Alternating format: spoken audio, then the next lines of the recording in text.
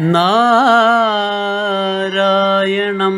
നമസ്കൃത്യ നരം ചൈവ നരോത്തമം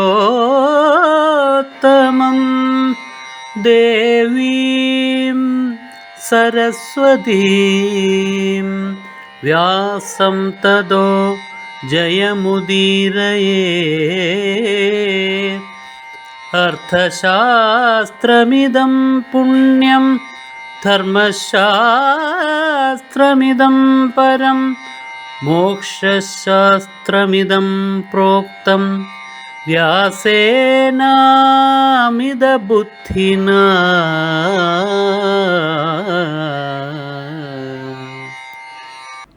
മഹാബുദ്ധിമാനാണ് ധൃതരാഷ്ട്രൻ. അപ്പോൾ അതിന് ലോകത്തിൻ്റെ മുന്നിൽ കാണിക്കാൻ ഇതാ തൻ്റെ പിതാവായിരിക്കുന്ന ഭീഷ്മന്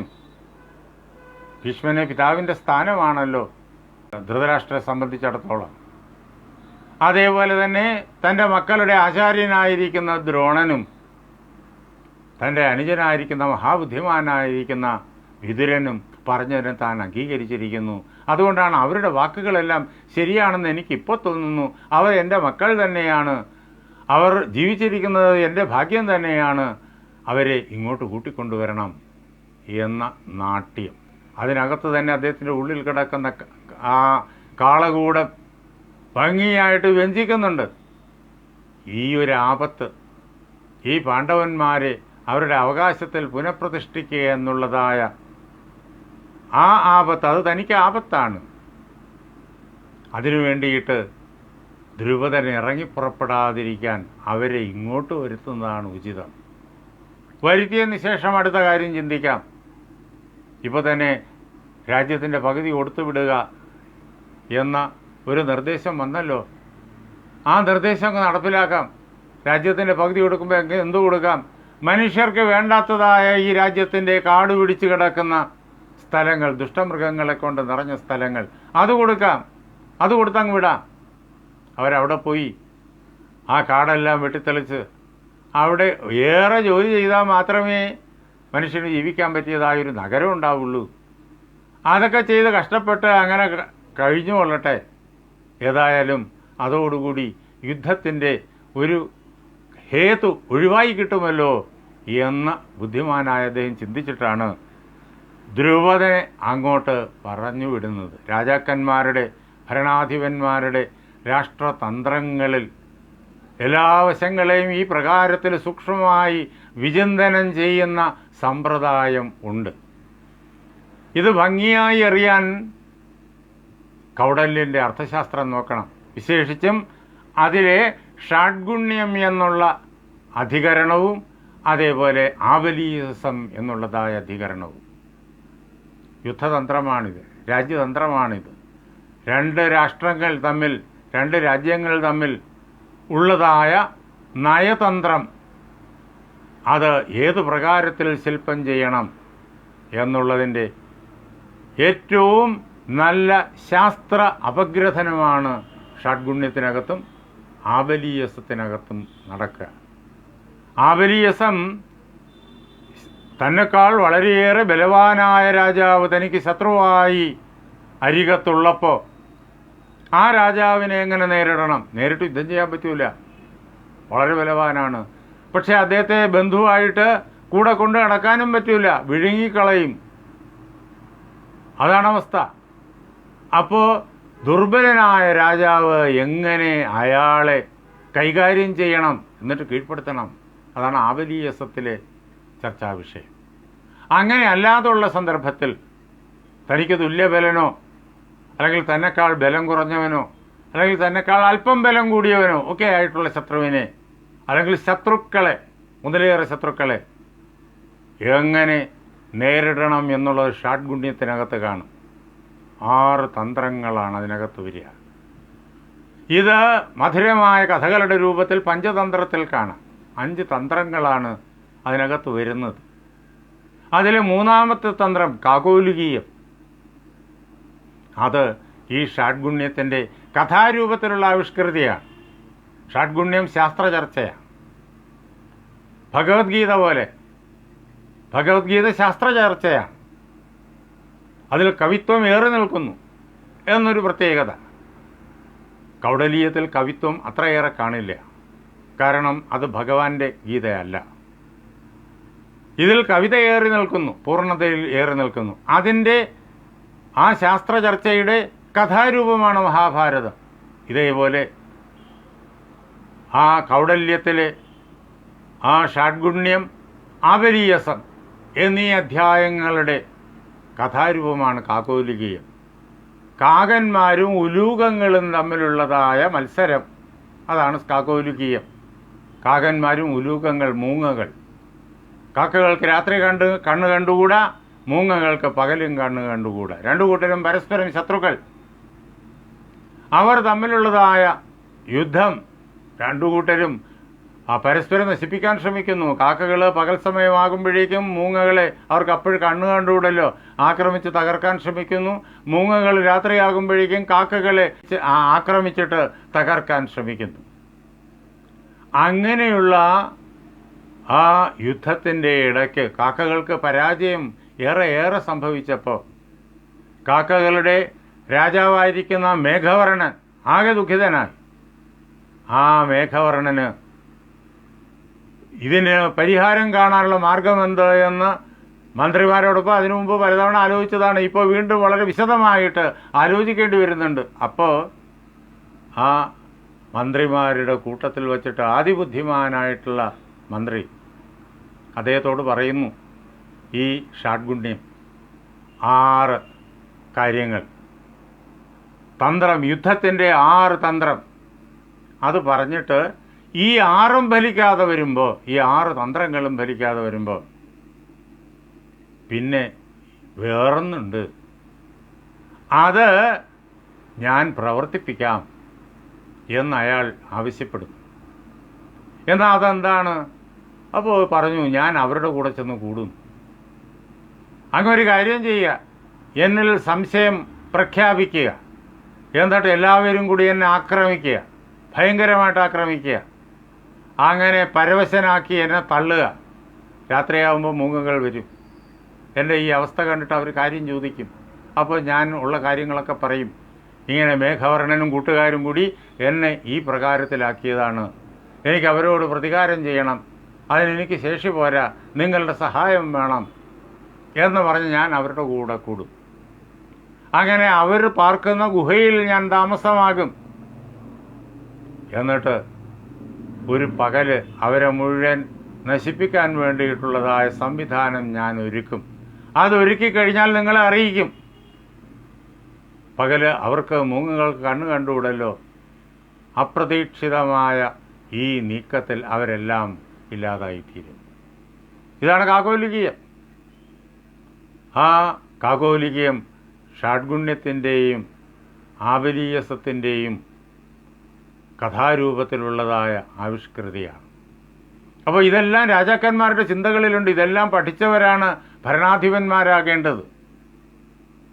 പഴയകാലത്തെ നല്ല സമർത്ഥരായ ഭരണാധിപന്മാർ അങ്ങനെയായിരുന്നു. ബ്രിട്ടീഷുകാർ ഇന്ത്യയെ ഭരിച്ചത് ഇതെല്ലാം പഠിച്ചിട്ടാണ്.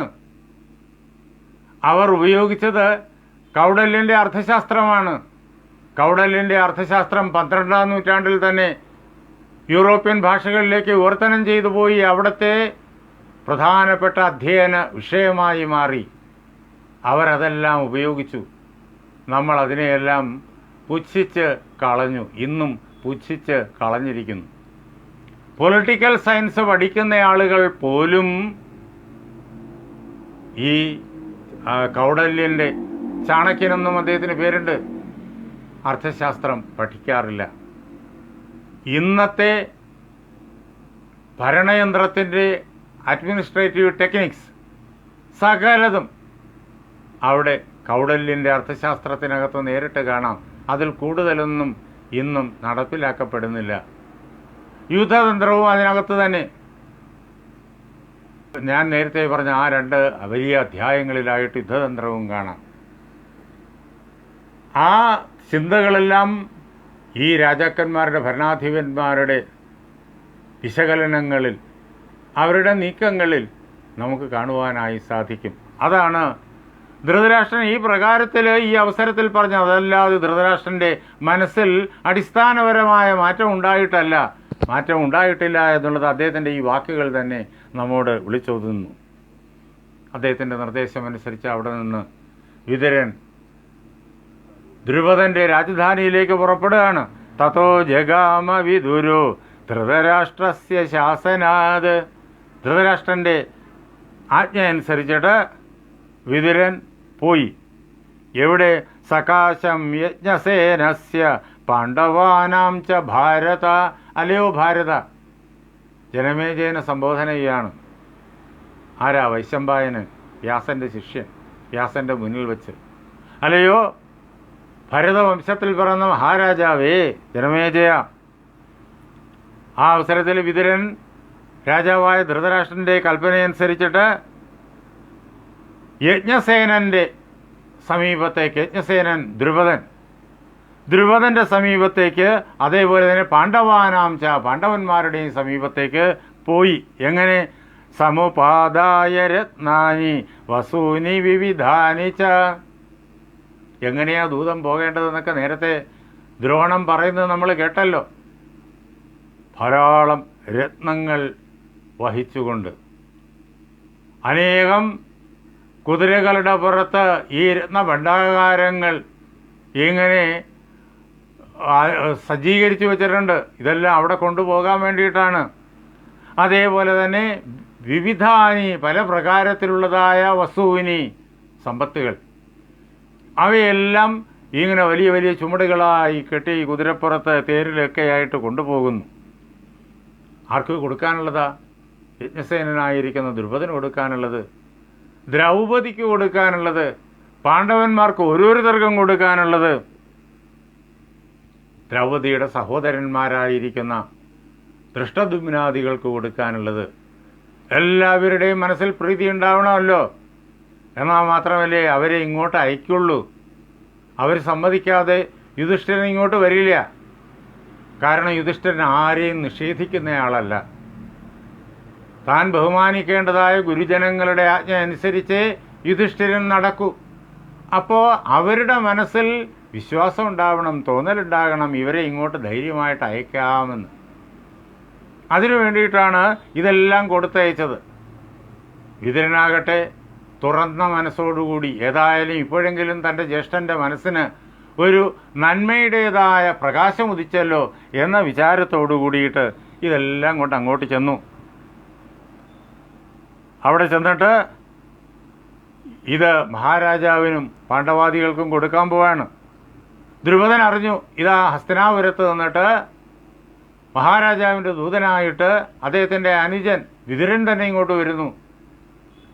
അദ്ദേഹത്തോടൊപ്പം ധാരാളം വാഹനങ്ങളിലായിട്ട് സമ്പത്തും ഇങ്ങനെ കൊണ്ടുവരുന്നു, സമ്മാനങ്ങൾ.